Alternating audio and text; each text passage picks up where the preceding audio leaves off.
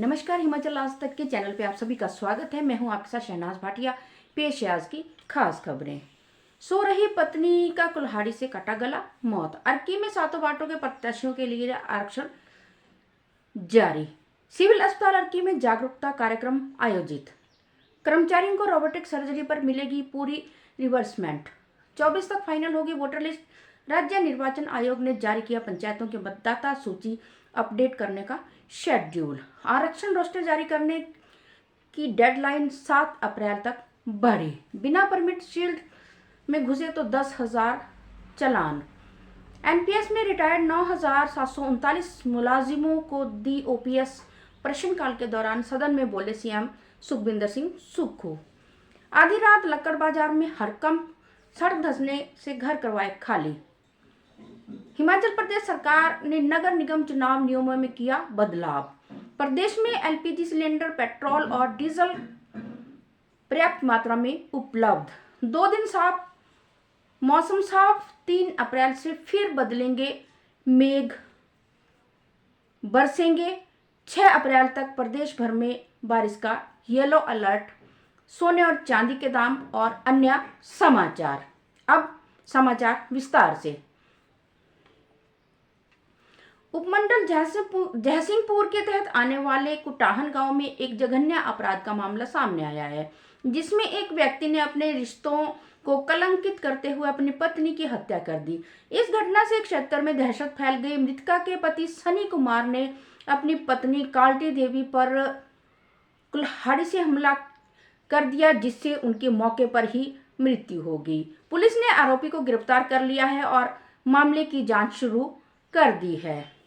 अर्की मुख्यालय के वार्ड किसके लिए आरक्षित और किसके लिए अनारक्षित, तो चलिए चलते हैं वार्ड नंबर 1। वार्ड नंबर 1 में महिला आरक्षित। इस वार्ड में केवल महिला उम्मीदवार ही चुनाव लड़ सकती है।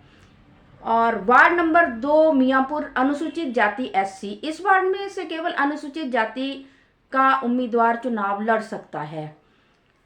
और वार्ड 3 वार्ड अनारक्षित है। इस वार्ड से कोई भी पुरुष महिला किसी भी जाति का चुनाव लड़ सकता है। और वार्ड नंबर जो 4 है वो चौगान महिला आरक्षित। केवल महिला उम्मीदवार ही इस वार्ड से चुनाव लड़ सकती है।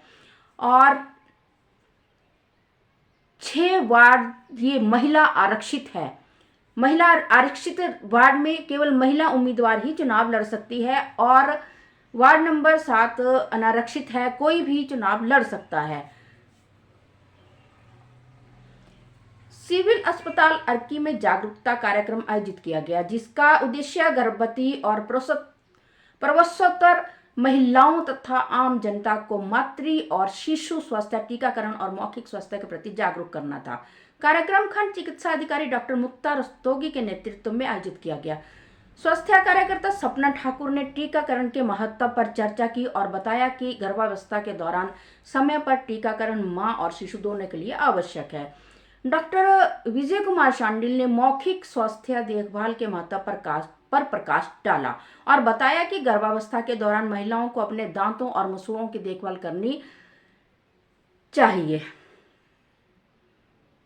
मुख्यमंत्री सुखविंदर सिंह सुक्खू ने विधानसभा में कहा कि प्रदेश के कर्मचारियों को रोबोटिक सर्जरी के लिए पूरी रिवर्समेंट दी जाएगी। रोबोटिक सर्जरी को हिमकेयर योजना में शामिल करने का भविष्य में विचार किया जाएगा। रोबोटिक सर्जरी के संबंध में पूछे गए प्रश्नों के उत्तर में मुख्यमंत्री ने कहा कि स्टाफ नर्स और ओएटी को प्रशिक्षण प्रदान किया गया है। रोबोटिक मशीन की ट्रेनिंग संबंधित कंपनी द्वारा प्रदान की जाती है और अन्य स्टाफ सदस्यों को सरकार की ओर से प्रशिक्षण दिया जाएगा। नेरचौक मेडिकल कॉलेज में सभी को प्रशिक्षित किया गया है और 1 माह का अतिरिक्त प्रशिक्षण सत्र आयोजित किया जाएगा।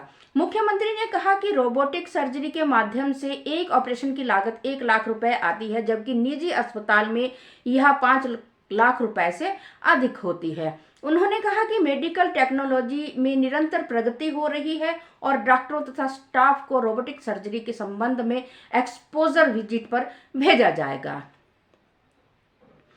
हिमाचल प्रदेश में पंचायतों की मतदाता सूची को अद्यतन करने के लिए राज्य निर्वाचन आयोग ने एक विस्तृत कार्यक्रम जारी किया है। आयोग के अनुसार जिन ग्राम पंचायतों का गठन, पुनर्गठन या विभाजन हुआ है, उन्हीं क्षेत्रों में यह प्रक्रिया लागू होगी। इस प्रक्रिया के तहत 1 अप्रैल यानी आज प्रारंभिक मतदाता सूची प्रकाशित की गई है और लोगों को अपने दावे और आपत्तियां दर्ज कराने का अवसर प्रदान किया गया है। आयोग ने यह भी बताया कि अंतिम मतदाता सूची 24 अप्रैल 2026 तक प्रकाशित की जाएगी।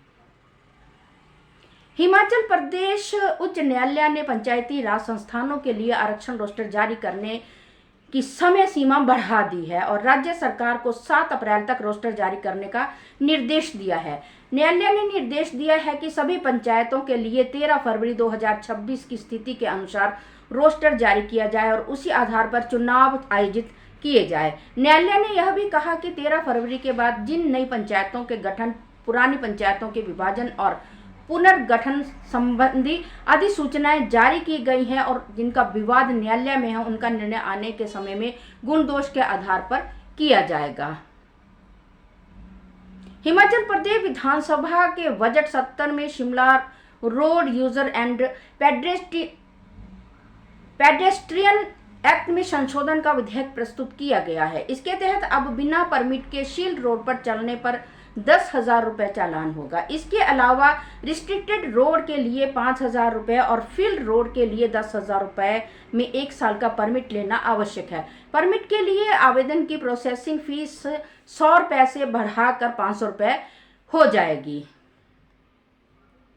हिमाचल प्रदेश में पिछले 3 वर्षों में 31 जनवरी 2026 तक प्रदेश में एनपीएस में रिटायर हुए 9,739 अधिकारियों और कर्मचारियों को ओपीएस का लाभ दिया गया है। इसके अलावा 1,656 अधिकारियों और कर्मचारियों के निधन के बाद उनके परिजनों को ओपीएस के तहत फैमिली पेंशन दी जा रही है।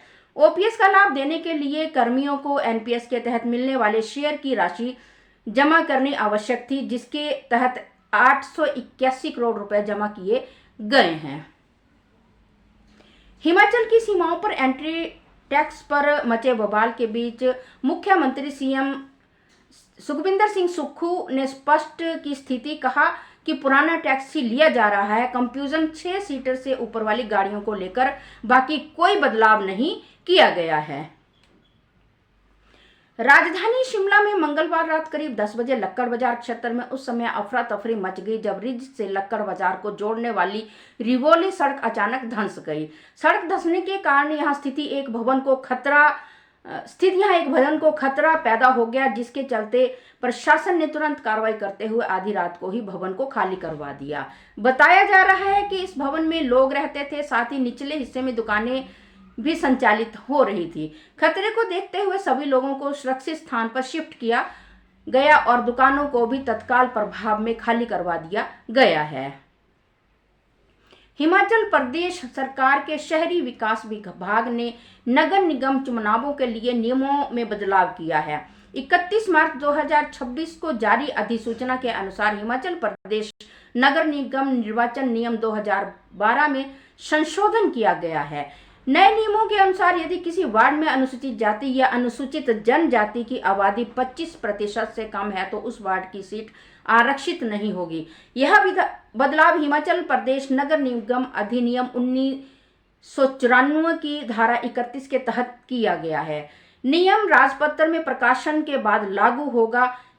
इसमें एक महत्वपूर्ण प्रावधान यह भी है कि यदि किसी वार्ड में सीट अनारक्षित रखने से आरक्षण की निर्धारित प्रतिशतता पूरी नहीं होती है तो आवश्यकता अनुसार सीट आरक्षित की जा सकती है। इस निर्णय से नगर निगम चुनावों में आरक्षण व्यवस्था अधिक पारदर्शी और प्रभावी होगी। खाद्य नागरिक आपूर्ति एवं उपभोक्ता मामले के निदेशक कुमुद सिंह ने राज्य स्तरीय निगरानी कमेटी की बैठक की अध्यक्षता करते हुए कहा कि हिमाचल प्रदेश में वर्तमान में 191 गैस एजेंसियां हैं जो घरेलू और व्यावसायिक गैस सिलेंडर वितरित कर रही हैं। राज्य में व्यावसायिक गैस सिलेंडरों की 60% मांग पूरी हो रही है और सभी व्यावसायिक प्रतिष्ठानों को सिलेंडर मुहैया करवाए जा रहे हैं। केंद्रीय ट्रेड यूनियनों व राष्ट्रीय फेडरेशनों के संयुक्त मंच के आह्वान पर सीटू के बैनर तले हिमाचल प्रदेश के मजदूरों द्वारा मजदूर विरोधी 4 लेबर कोड को लागू करने के खिलाफ प्रदेशव्यापी काला दिवस मनाया गया। इस दौरान कार्यस्थलों, ब्लॉक व जिला मुख्यालय स्तर पर प्रदर्शनों का आयोजन किया गया। इस दौरान देश के प्रधानमंत्री को अधिकारियों के माध्यम से ज्ञापन सौंपे गए। हिमाचल प्रदेश में अगले 2 दिनों तक अधिकांश क्षेत्रों में मौसम साफ रहने की संभावना है। हालांकि कुछ ऊंचाई वाले क्षेत्रों में हल्की बारिश हो सकती है। राज्य के 3 से 6 अप्रैल तक व्यापक बारिश की संभावना बताई जा रही है, जिसके लिए पश्चिमी विक्षोभ की सक्रियता को जिम्मेदार माना जा रहा है। इस दौरान कई जगहों पर अंधड़ व ओलावृष्टि की संभावना के चलते येलो अलर्ट जारी किया गया है। मौसम विज्ञान केंद्र शिमला के अनुसार 2 अप्रैल की रात से प्रदेश में पश्चिमी विक्षोभ सक्रिय होने की संभावना है। तो चलिए चलते हैं आज के सोना और चांदी के दामों की ओर।